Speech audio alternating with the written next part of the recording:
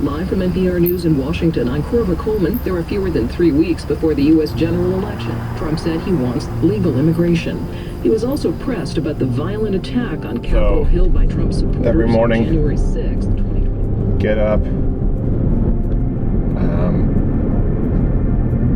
listen to these news briefings. Museum and Memorial in Kansas City, Missouri. Typically goes NPR, Fox News, BBC News, Reuters, and then it kind of bleeds together the main networks. Maybe listen to some music, try and get my head in the right space. Some comedy if there's someone inspiring I'm looking for. Sometimes an audiobook. Warm up my vocal cords if I need to. We are ready to put the victory plan on your table and accounting on your support. Ukraine is ready for real diplomacy, but for it, we must be strong. And then when I get to the office, I have 2 more briefings that I read. One is compiled from Brodigan, my longest-standing employee. When you get to be our age, doing like the 4 squats and like arm shoulder twists. Yeah. Odd cat, strange fellow, but a hell of a good cook. And as I do that, I kind of do that at the same time as going through the show map and also checking any trends for other news. Honestly, I don't know what the process is. Get up and work. I'm just literally just doing this to go 4, 3, 2, and by the end of it, the pain is gone. Like, that completely alleviates the pain temporarily, like for like a good hour or 2.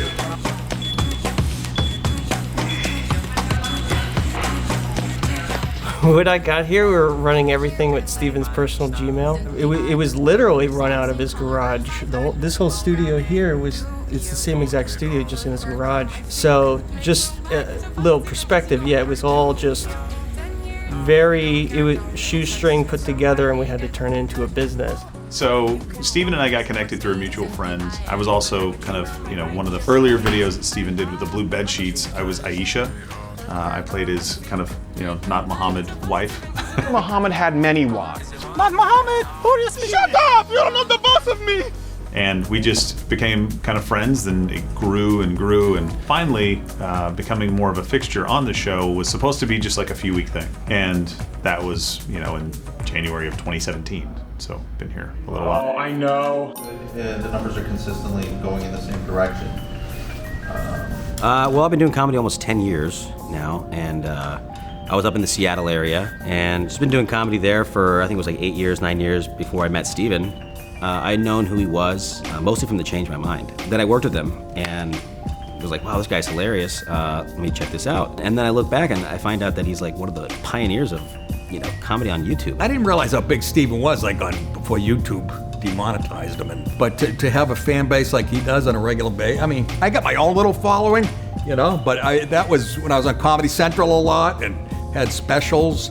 And but nothing like this. So I've been a fan of the show for years. I've been following Steven for a while, and I always wondered what it would be like. It always seemed like a fun place to work, and actually it really is. It's everything I thought it would be.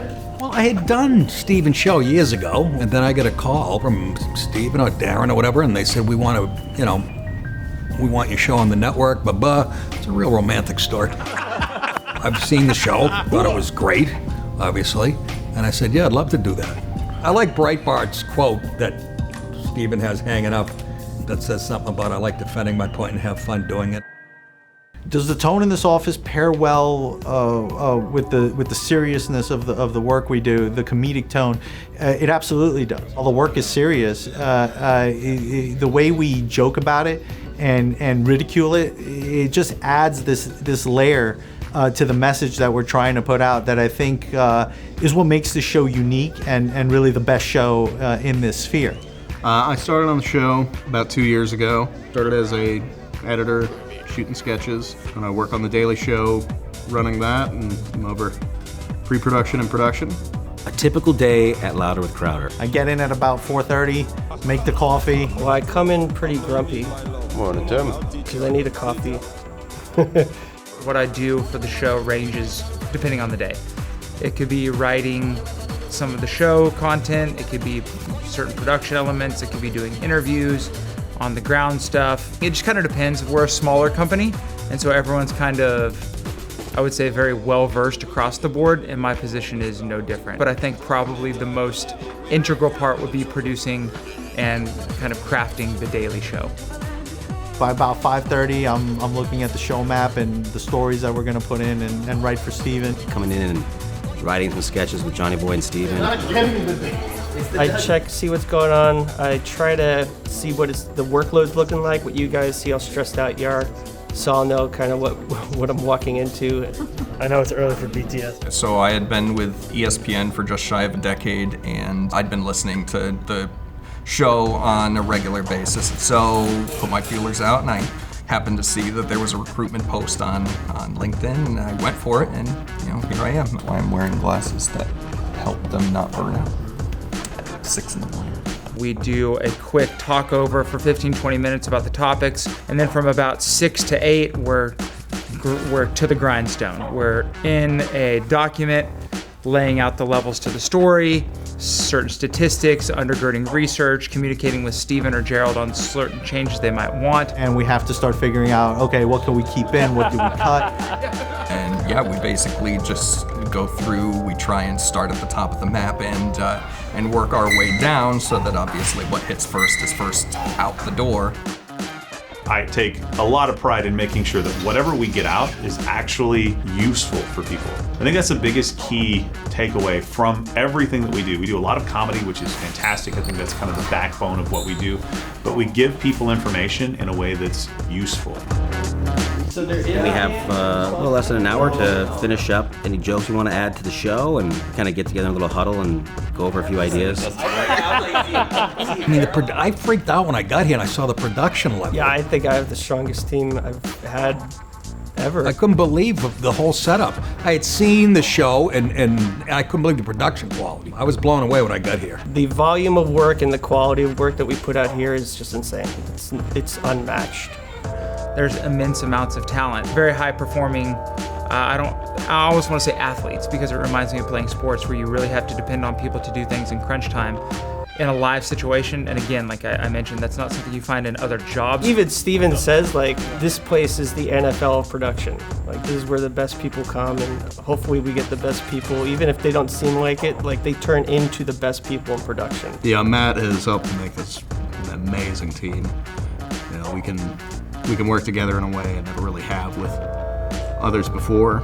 I think it really makes for a superior product. This is something that's different than what you're going to find out in the marketplace. It is truly a combination of late night and kind of politics, almost stand-up comedy in some ways, and then professional wrestling to a degree with skits and kind of themes and all that stuff. It's this whole amalgamate. Okay, let's go. This doesn't feel like a day job to me half the time, because I'm a comedian and I get to go do comedy. Good morning. Got a little BTS action. Hey, a little BTS, a little morning BTS. Yes. Want to walk us through the process? This is called a show. It doesn't really feel like work. You walk in and everybody's kind of positive and optimistic about things. We're cracking jokes with each other. One number, 47. We all know who's the boring way. Come on! HR Sam doing HR things. It takes a very special mindset to work here. The level of difficulty and stress, if it's not making you stronger, it's gonna kill you. Lane Brain might be the loudest person I've ever met in my life. If you could find me what the housing surplus or shortage in the 1960s. There are times when he's very passionate about something that I'm not. And so sometimes those can be contentious back and forth, but I know where his heart is. I know what he's trying to accomplish, and I agree with that, and so it doesn't bother me at all. Lane stole my pen again. Neither one of these is my pen. Neither one of these. Again, every single time. Matt. Howdy. Noodles in the flesh. Jesse, what's up? All right, BTS. What are you doing? Well, we're cutting some clips here, okay? And this is what it looks like. Okay. I have to actually put them into the computer. I have to format them correctly according to this, and then spit them back out. The clips are in the computer. They're inside the computer. Yeah, the crew's great, man. I'm amazed. Every day when I come in here and I ask for a Photoshop of something, and it comes out not what I was picturing, but so much better. Her yearbook message is also pretty cringy. We're not the only ones who think so.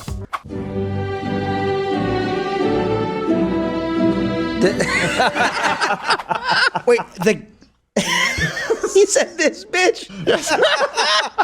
It also said favorite activity, sex. Probable destination, heaven. That's hilarious. This guy's cool. This guy is cool, dude. She definitely went to Google and typed in gay font. Gotta add a little more blur, possibly, but you'll see this online. When we come in here to the studio to do run-through, and that's when Steven will have a large number of his changes, which usually leads to, I want to call it a chaotic 30 to 45 minutes. Run-through. What time is it? It's run-through time. It's run-through time. Yeah, it is. Yes, sir.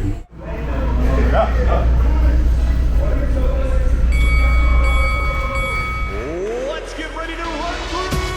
Do it now. Come in. Run through. Get in here. Do it. What are you doing? Get to the run through. Okay, so we're not you gotta be silly. By about 8 o'clock, we're doing the run through for the show, and between 8 and 9 a.m.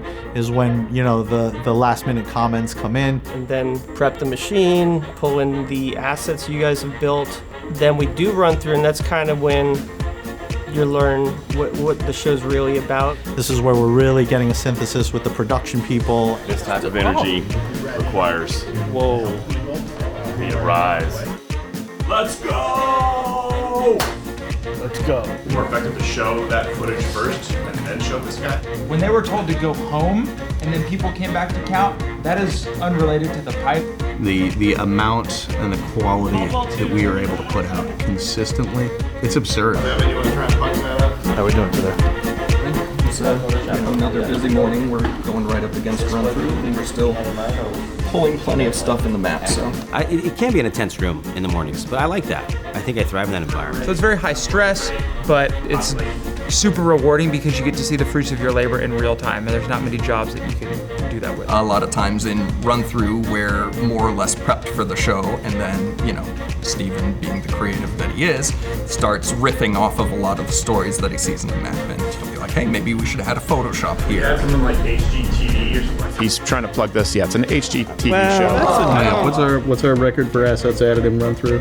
21? I believe 21 sounds about to make that claim. But we're not validating it to say. Yeah. Keep it tight and fit. It is an intense environment. But originally we were told they were stopping. Cuddler is getting revised. How do you steal an election? We're allowed to talk about it on YouTube right now. We'll go through the 5 steps that can, and at least at some point have taken place. And Mug Club has an exclusive today. Some undercover footage. Look, you're gonna be mad. It'll be fun, but you'll be mad. All right, everybody, 1 minute till countdown. How we doing out there? Let's go. By the time 10 after 9's rolling around and the countdown clock is going, that's when we're getting still last minute changes. Sometimes even after the show started, we're getting changes in. There's such an intensity to the room when we're prepping for a show, when we're going into a show, even during a show, that it just makes the room electric. I like the pressure. I like the hustle and bustle. It's fun. It's exciting. It's really nothing like I expected. More difficult, but more rewarding than I expected. Run-throughs sometimes more fun than the show, but I mean that's when everyone is loosening up and getting all the stuff that you can't say on air out. Oh, now I'm going double Windsor, dude. I hope you're still tying the tie.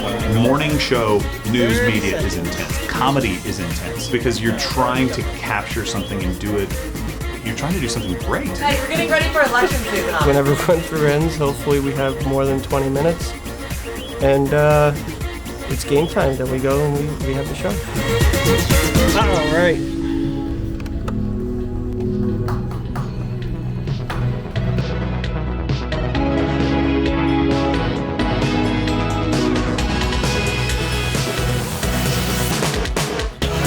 There's not another place like this. There really isn't. Damn, I'm a Texan, helping to write skits and researching stories for Steven Crowder. That's kind of insane. I never imagined it, but I'm so glad it turned out that way. I love this place. I love the work I get to do. Live shows, my favorite part. Performing, slinging jokes, laughing. That's my favorite part. It's been nothing but entertaining. It's not just a job. What we do here is, I think, more important than the job, and I feel like I'm all in at this point. For our audience, they choose to give us some of their income that they work their asses off for. So just the utmost gratitude for the Mug Club members.